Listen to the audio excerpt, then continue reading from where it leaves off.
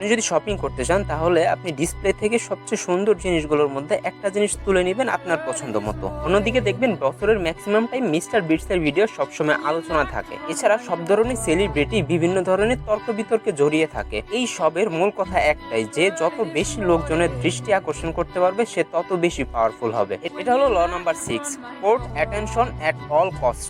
যে কোনো মূল্যে মানুষের দৃষ্টি আকর্ষণ করো।